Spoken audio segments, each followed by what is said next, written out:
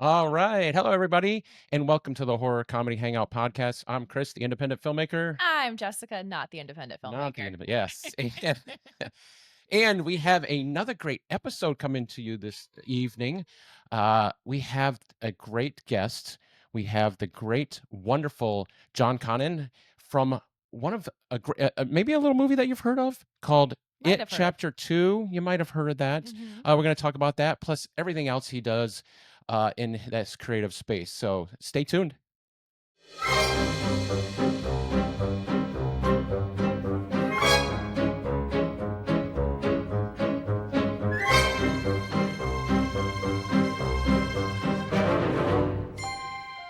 All right. So hello, everybody, and welcome back.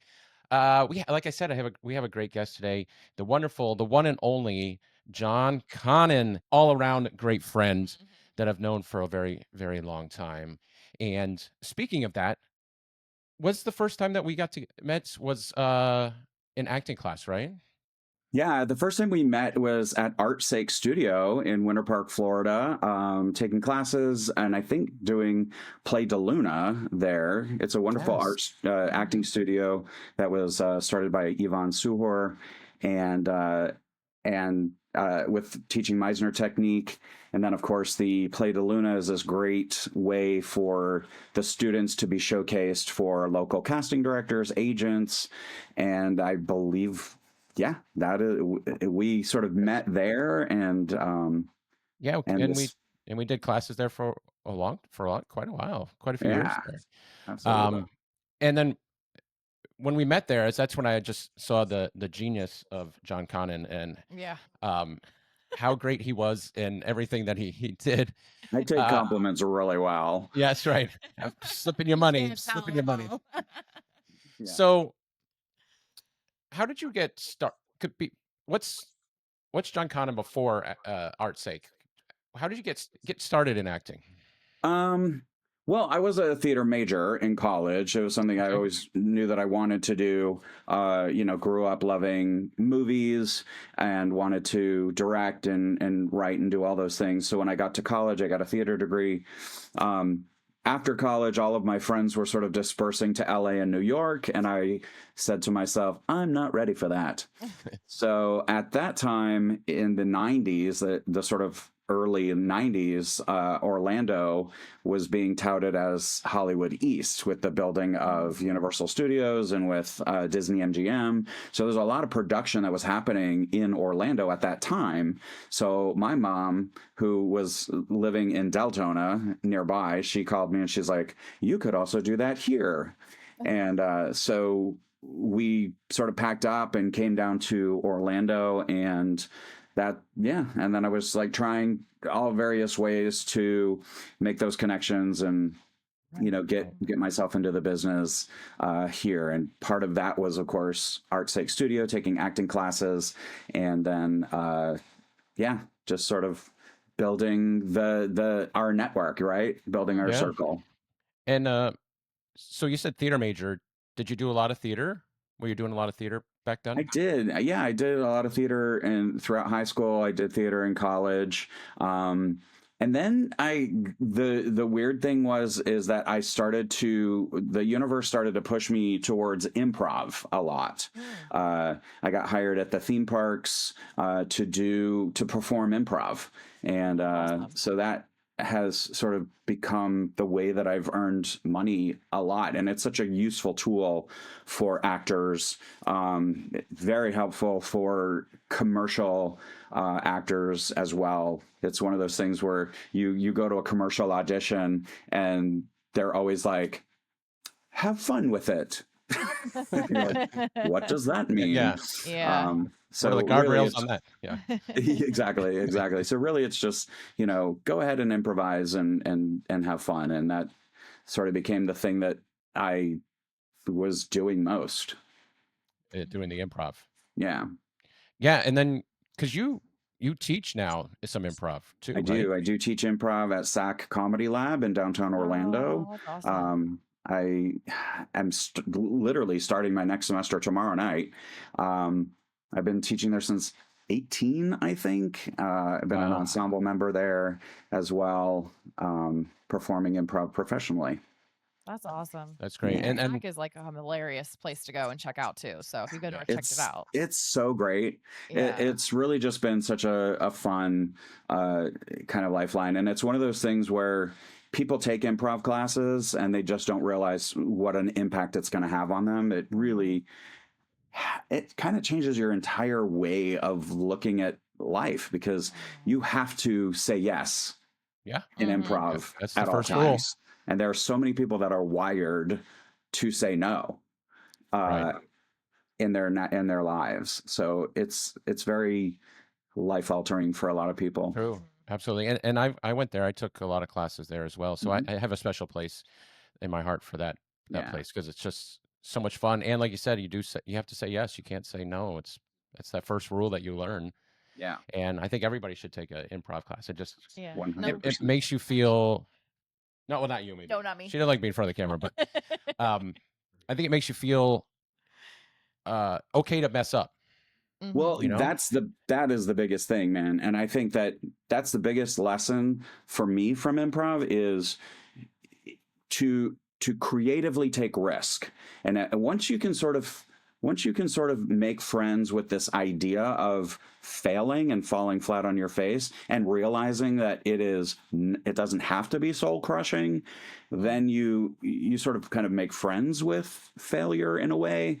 Then it just really opens you up creatively, because you, at that point, you're like, what do I have to lose? I mean, embarrassment doesn't mean anything. Right. So let's just go and play and open up and unlock our minds. And that is the biggest lesson for me that improv has imparted. And so much comes of that when you let Yeah. go of that. Yeah, I feel like So you start finding a different piece of yourself when you just start letting go and just That's letting yeah. yourself be exposed to whatever is going to You let happen. 100%. I think that was good for me with art's sake as well. I looked forward to every week going to the class, because it's just freeing yourself Yeah. from everything. Although Yvonne Absolutely. never wanted it to be she didn't want it to be a class to come there for your troubles, but you know, you felt like you were getting your weight off your shoulders. I think any sort of acting class, or you ultimately become a little bit of a psychologist for people. Yeah. You do. as It's well. like your therapy session every week. You're gonna go Exactly, to. exactly. It's just I you're just remember expressing saying, "No, don't." I don't want this to be therapy session, but it's just Yeah. what it feels like, Yvonne. It feels like it's expressive therapy. Yeah, I do think you do inevitably work through things, Mm-hmm. because you're kind of like, why am I like this? You know? right. Yeah. Yeah. And I think that only through art and only through the expression of art in a safe, sort of nurturing environment do we get those answers. True. Absolutely. So I have to move forward a little bit, because I'm thinking I met you in acting class, and then we kind of didn't talk for a little while, and then Yeah. I came to you in like 2018, 2019, and this is just to show your character and how nice of a person you are, Multi-talented. and just multi-talented as well. I came to you with a script for a short film called Art of the Deal, and I was like, John, I don't know what the hell I'm doing. I haven't made a movie before, Right. but I need your help, and I want you to be the lead in it. So, and you didn't even we met for lunch, and you just said absolutely whatever you need, Yeah. and Which is a great short film. and it's a great short film, and awesome. we've made, and I keep putting you in stuff. It Everything was so much fun. It was just such a blast to do, and it's such a cute idea, and I loved how it all just came together. Of course, your foundation for it, the script was such a fun thing to do, and and then the performances were Ainsley was so hilarious. She was so cute. Yes. And I watched that again the other day. I go back every now and watch them, just because it's just so, I don't know. You're so Nostalgic. funny. You guys just work so well together, you and Ansley. But as you can see behind, I got you over here and behind me. You're all over my walls, John. It's like I'm 18 and I'm It's like a putting. shrine to you behind us. I thought I would be the shrine, but Yeah. no, that's okay. You've He's got a taken different. over. He's got a different train for you. Yeah. It's So in the yeah, second room in the closet. so what I'm meaning by that is like you've gone from comedy to horror Hmm. and all over the place, and it's you fit into you're like a chameleon for that. You can just do whatever's asked of you. What Hmm. is there one that you like better than the other? Is it just more challenging than the other? I don't know. I do love the sort of. I mean, of course, Unperfect was such a blast as well. I mean, I do sort of feel a bit more natural in comedy, Comedy? like I said, Hmm. it has been my bread and butter for all of these years, whether at the theme parks or whether through commercial auditions, performing at SAK. I do that quite a bit, Yeah. so it feels a little bit sort of easier to drop into. The horror thing, of course, I love it. So I'm a huge fan of horror. I have been since high school, and And you made so your own short film, short I horror film, did which was puttering. so much fun to work on, called Puttering. Yeah. Thank you. Yeah, that was really That cool. was definitely a labor of love. So speaking of horror, Yes. Yeah. What It about you? Chapter 2. Which you Uh, were phenomenal in. it Thank was you. You're welcome. which you added comedy into that. You Speaking of did. My So, comedy, 45 seconds of fame. yes, right. which was awesome. What was the experience like? Because it was shot in Toronto, right? Yes. And you flew up to Toronto and did that stuff. So what was the experience like working on a huge production like that? Well, I kind of have to go back a little bit Sure. because the way that I even got involved in that in the first place was back in 2007, I want to say. Uh, my agent here in Orlando sent me out on a commercial that was shooting in Miami, and it was this zany sort of cell phone commercial. And it was the client was in Spain, and my agent at the time was like, she goes, "You're just going to be perfect for this." And the concept was, guy thinks he's, this sort of geeky guy who wanders into a nightclub and he's just dancing. He's just wildly dancing in this nightclub.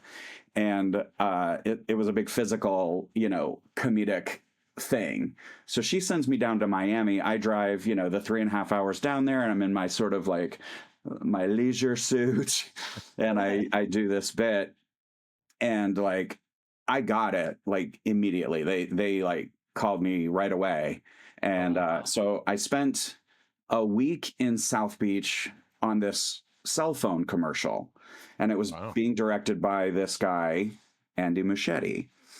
And at the time, of course, he was sort of Spain's hottest commercial director.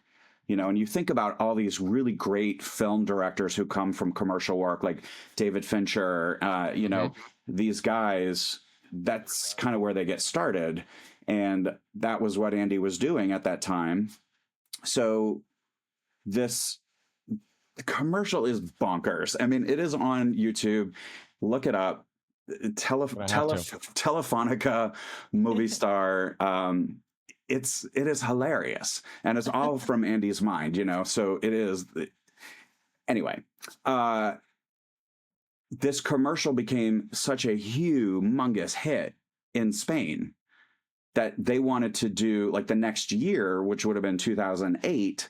They wanted to do like a whole thing. Like I was Mm. gonna be like Flo for Telefonica. They wanted me on billboards and buses and like appearances. Like it was nuts. But Oh, then of course wow. 2000 it was 2008, and the world Tanked. economy Yeah. collapsed, Yeah. and they sort of scrapped the idea of that thing. But um it I'm became very friendly with Andy and with Barbara, his sister, who produces these things. And over the years, we would just message each other, um, periodically, and just be like, "Hey, how you doing?"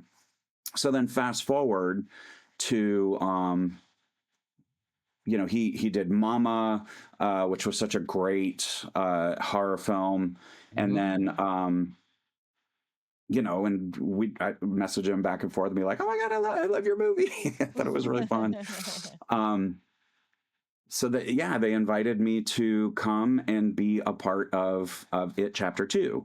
And what I was really excited about was that the character is from the book. Like, they took a character that's in the book, like has the name John Coons, and they were like, that's you. Oh, that's awesome. And I was like, awesome. oh my gosh. It's So like it's perfect for you.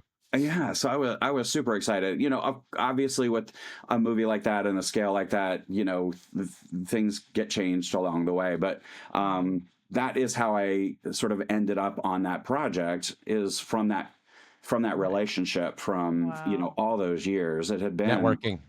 It had been like 12 years. Yeah, all that networking. Since that Spanish cell phone commercial came out.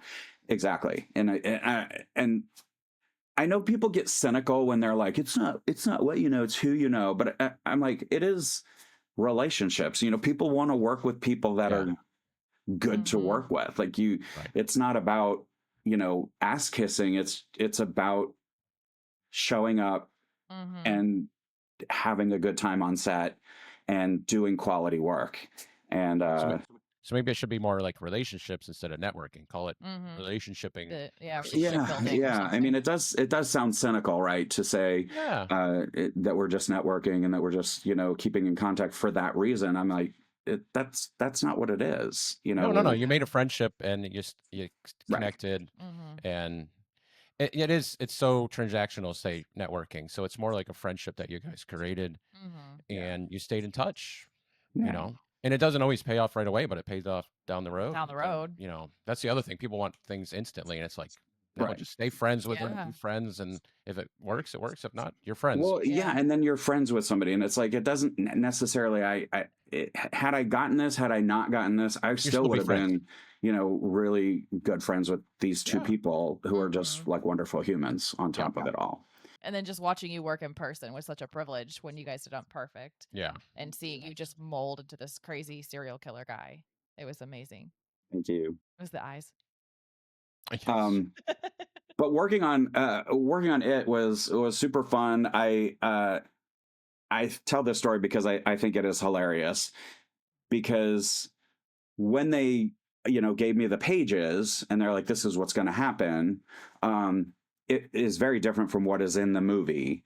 So what was supposed to happen on camera on the page was that my character is sitting at his desk, and then this orderly comes down the hall, and I see him, and I let him in, and I come around the desk like I do, and I'm supposed to say, "Are you okay? Are you okay?" And at that point, this blood effect was supposed to happen, where the neck just opened up and all this blood poured out of the guy. And then, of course, we see that Bowers is right behind him, and he comes after me. But that was supposedly what was planned. What happened, though, is that they did the neck cut on the guy, and this guy was covered in blood. This guy was, so he comes down the hallway, and I come around the corner like I do in the movie. Yeah. And I was like, it's on the page. I'm going to say it. I'll go, are you okay? Obviously not. Right? This guy is like, obviously not okay. Right. He is pouring blood out of his neck, and he's covered in it. So when I said it, the crew lost it.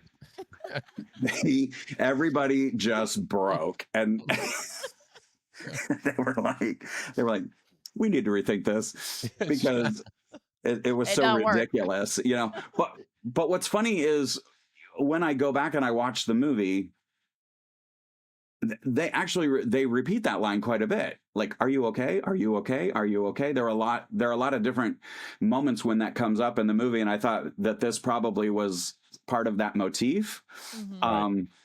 but it just did not work in this moment.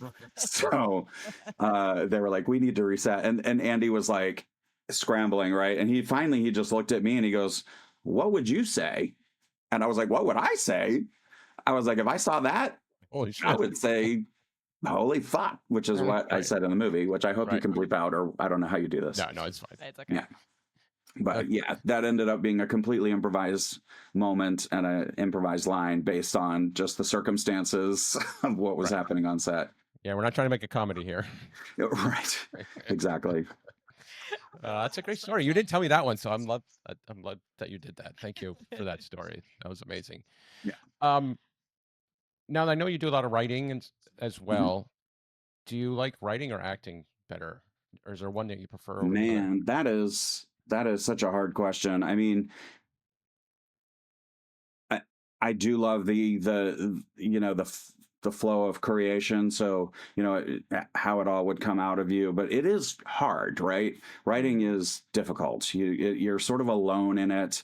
I mean, making a film, of course, is a very collaborative thing, but to sort of set the foundation or like create the roadmap, man, that can be such a lonely process. And and talk about doubt, Oh my God. like we talked about earlier. You're just like, is this good? Is this funny? Or is this scary? Like, is this anything? And you can only sort of get so much feedback on a thing, and at a certain point you kind of have to decide, this is right, this is what Right. it is. So it Agreed. that part is hard to kind of No, go, when it's ready. it's done. Yeah. Right. Yeah, I 100% agree. Doing a lot of writing myself, you just Yeah. don't know when the end. Yeah. When do I say okay? Yeah, exactly. Absolutely. But yeah, Um, I mean, I do love acting as well. So it is kind of hard to well, you've done a but lot of both, they're so such different Yeah. like they are. They really are. processes. They really are. How has creativity influenced your life? I mean, it's been your whole life pretty much, right? Yeah, I mean, Is it? wow, that's such a broad question. I'm sure It's more. funny because I feel like I'm creative in some ways and like terrible, like not like I don't have certain parts like design, like like those kinds of things. I don't have that.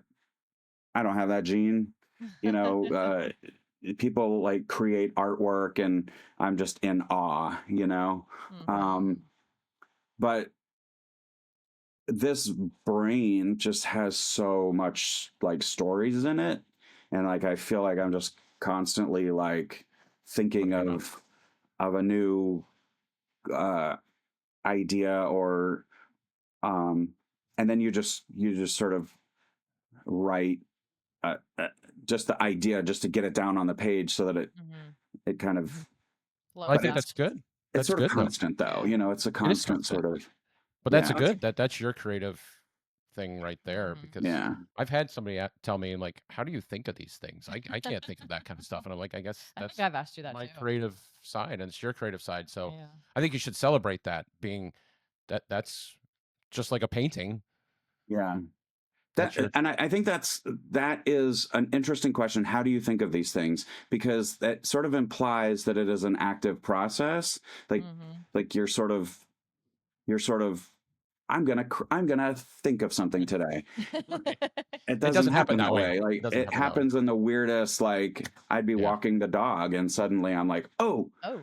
Yeah. to this, I don't know, like this idea just pops into your mind, and then and I feel like you're sort of like, oh, I want to get that. Right. Yeah, it's like you can't jot it down fast enough to get it. Yeah. Because it will But go if you don't. to sort of go back to the beginning of this, I think that is what improv has really helped me with, is the being open to these things. Because I think a lot of times as new artists, or as baby artists, we're like, that sucks. Right. And if we come from a place of no, then we're like, that'll just die on the vine.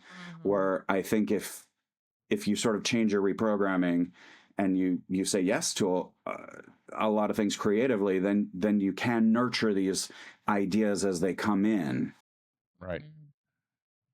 Yeah. Because they do just hit you out of the blue. They really do. They really do.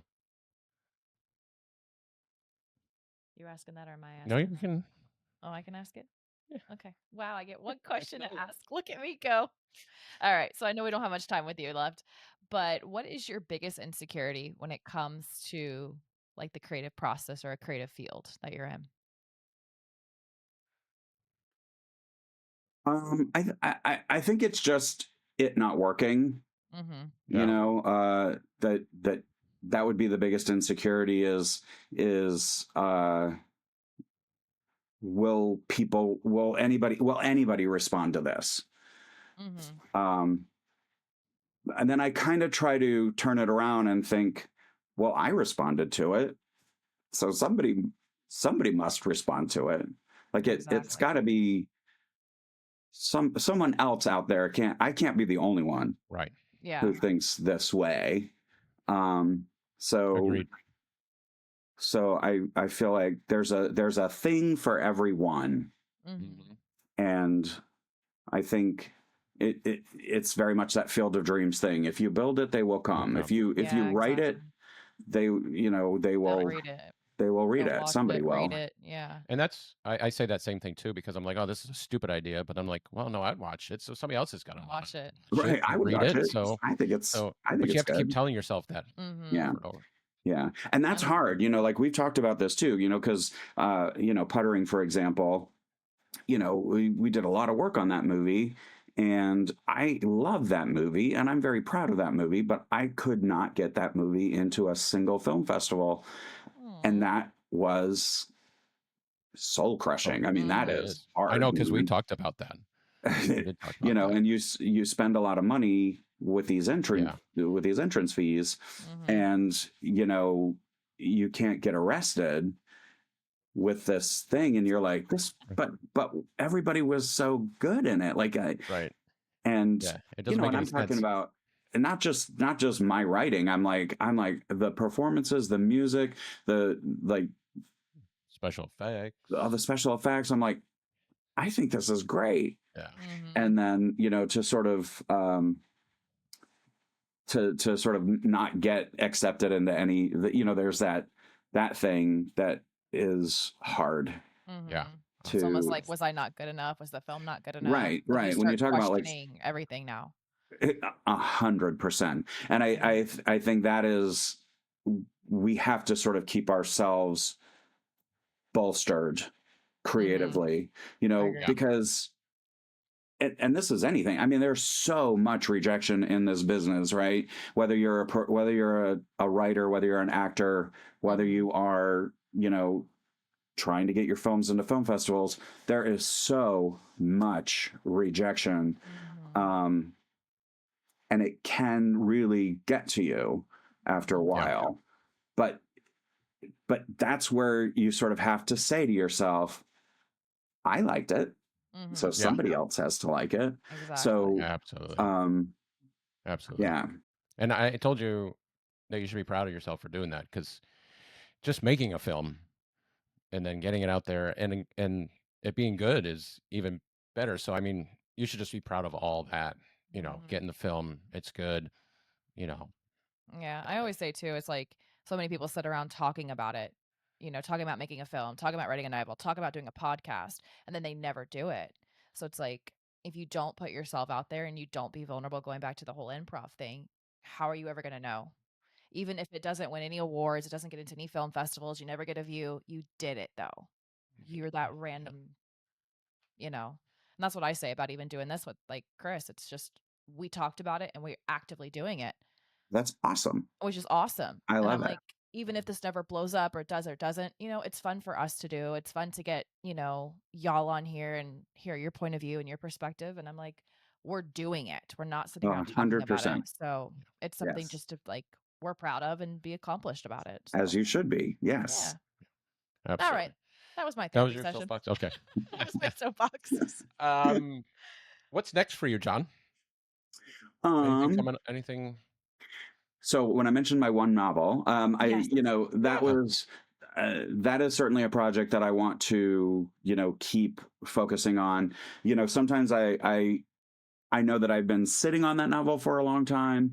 I sort of wrote it with the time that COVID and quarantine sort of allotted us.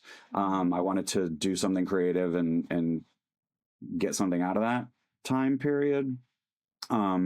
So it does need a second look. It needs that second draft like Right. thing, which life sometimes gets in the way, and sometimes you're like, this isn't the right time for this particular piece. But that's always in the back of my mind, is getting that novel completed, gone through that second draft. I have an idea for another short that I would love to do, Good. another horror short as well, which I think will be a lot of fun. But it is sort of finding like the right time. I have a film that I've had worked on at the beginning of the pandemic that we're still sort of in post for. So yeah. So those are I remember that one. Yeah. the three big things that I have in my brain at the moment. Good. That's good. And I can't wait to read the novel, and just let me know when you want to do the movie. I'm there. That'd be great. Any way that anybody can contact you or find you? Not at your house, but I mean, social. Don't come over. No. That's right. Yeah. I'm on social media. I'm on Instagram at Created by John Connon. I have a Facebook account too, John Connon as well. That Instagram will link to that Facebook. Yeah. Awesome. Yep. Well, definitely check out your Instagram. Check out It Chapter 2 if nobody's seen that.